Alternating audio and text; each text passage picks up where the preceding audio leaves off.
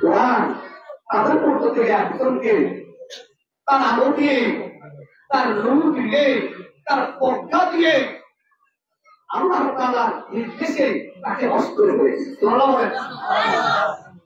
তারা যখন কোরআনকে নিয়ে ঘুরে সেই দিল্লি শাহী-জাহানের মসজিদে সেখানে গেলেন, কোরআনের জায়গায় তারা শুনতেছে, বস করতেছে। সেখানে যায় দেখলেন যে শত শত ছেলে মুখস্থ পুরা কোরআন শরীফ দাঁড়িয়ে দাঁড়িয়ে তালাওয়াত করে কোরআনটাকে আক্রমণ করেছে। এখন সে চিন্তা করলো, আমরা তো কোরআন পড়ে তাই করি, কোরআন তো বানানে ওয়ালা, কোরআন নতুন করে সৃষ্টি করে ওয়ালা আল্লাহ তাআলা তাকে তৈরি করে রেখেছে। সে সেখানে যায়, যখন দেখতে না আমরা চেষ্টা ঘুরিয়ে দেখিনি কোনোভাবে নিবারণ সম্ভব নয়। আল্লাহ তাআলা যে বাতি জ্বালাবে, আল্লাহ তাআলা যে জাতিকে আলোকিত করবে, সেটা আলোকিত হবে। পুরো পৃথিবীর লোক চেষ্টা করে সেটাকে নিবাতে পারবে না। সুতরাং সে অন্যায় থেকে ফিরে এসে ইসলাম গ্রহণ করে মুসলমান হয়ে গেছে।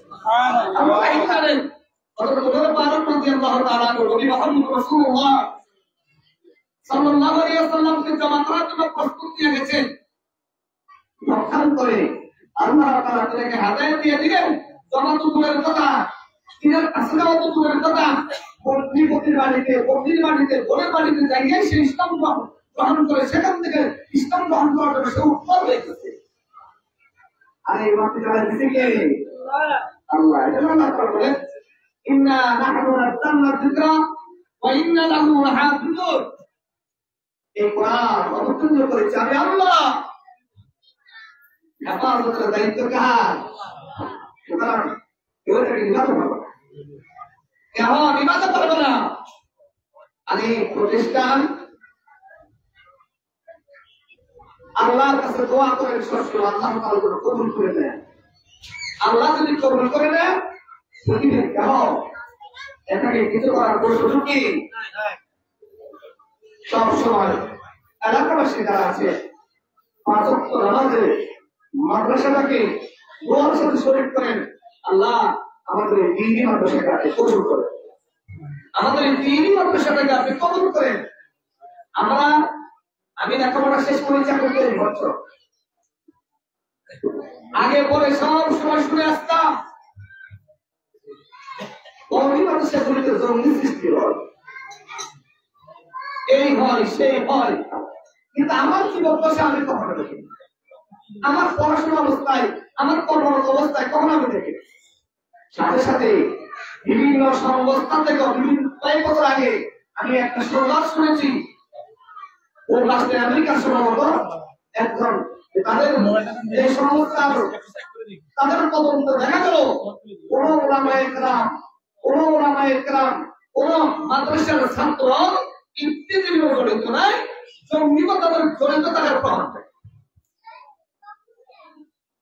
যাই হোক, সেটা আমার উদ্দেশ্য ছিল যে কোরআন প্রসঙ্গে কিছু কথা বলা। আমরা ভুল তথ্য না দিয়া তাদের বিষয়ে সঠিক তথ্য দেওয়ার চেষ্টা করব। আর অস্থিরে মাদ্রাসার ব্যাপারে প্রত্যেক দোয়ার সাথে মাদ্রাসা আমার বোনের জন্য কাছে দোয়া করবো, আল্লাহ তাআলা যেন দ্বীনি আদালতে কওমি ইদারাতে কওমি মাদ্রাসাকে কবুল করে। আমিন। আল্লাহ তাআলা বলেন, কোরআন অত্যন্ত সম্মানিত কোরআন, আর এটা তিনি সংরক্ষণ করে রেখেছে। এটাকে নষ্ট করতে পারবে না, যেহেতু দায়িত্ব নিয়েছেন কে? আমাদেরকে মনে রাখতে হবে, রাসূল কারীম সাল্লাল্লাহু আলাইহি ওয়াসাল্লাম বলেন, আপনি সেন্সর হন, সুপারিনটেন্ডেন্ট হন, প্রিন্সিপাল হন, আপনি স্কুলে পড়েন, কলেজে পড়েন, ভার্সিটিতে পড়েন, কোনো অসুবিধা নেই। তবে বুনিয়াদি যেটা শিখা আপনার উপরে ফরজ, যেটা আপনার উপরে দায়িত্ব, যেটা ফরজ করে দিয়েছে, এটা আপনি শিখে দেন। উদাহরণস্বরূপ যদি একটু বলি, আজকে আমরা ফজরের নামাজ পড়েছি না? 2 রাকাত সুন্নাত, 2 রাকাত কি ফরজ। ফজরের নামাজ কয় রাকাত? 4 রাকাত। আমরা অনেকে জানি না এটা। ফজরের নামাজ কয় রাকাত? 2 রাকাত সুন্নাত, 2 রাকাত ফরজ। ফরজের গুরুত্ব বেশি, সুন্নাতের গুরুত্ব পুরো রাখো। এখন প্রশ্ন হতে পারে, তাহলে আপনি আগে ফরজের কথা বললেন না কেন? সুন্নাত কেন বললেন? ফজরের আগে সুন্নাত পড়া হয়, তারপরে ফরজ। আগে সুন্নাত তারপরে কি ফরজ। ফজরের 2 রাকাত সুন্নাত পড়ার আমি পড়বো। কোরআন ছাড়া, সূরা ফাতিহা ছাড়া, কোরআনের কোন আয়াত ছাড়া, কোন সূরা ছাড়া পড়া যাবে তো না? আছে কোথাও? কোরআন ছাড়া পড়া যাবে? তাহলে আমি ফজরের নামাজ পড়বো, খেয়াল করেন, আমি কোরআন জানি না, সূরা ফাতিহা জানি না, তেলাওয়াত জানি না, অন্যান্য সূরা জানি না, তাহলে আমার সূরা শিখতে হবে, কোরআন শিখতে হবে, সূরা ফাতিহা শিখতে হবে।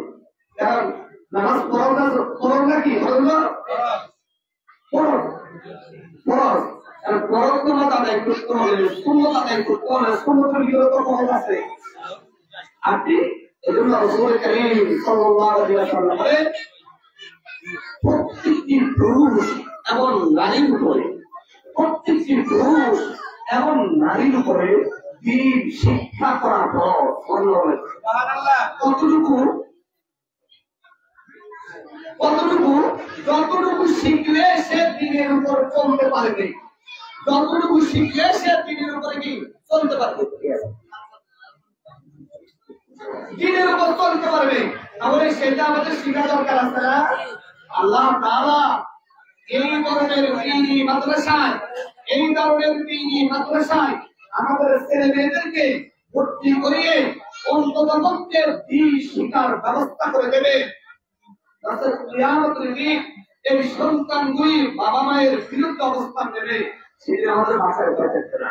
আল্লাহ তাআলা যেন কথাগুলি আমাদেরকে বুঝার, আমল করার তৌফিক দান করেন। আমিন।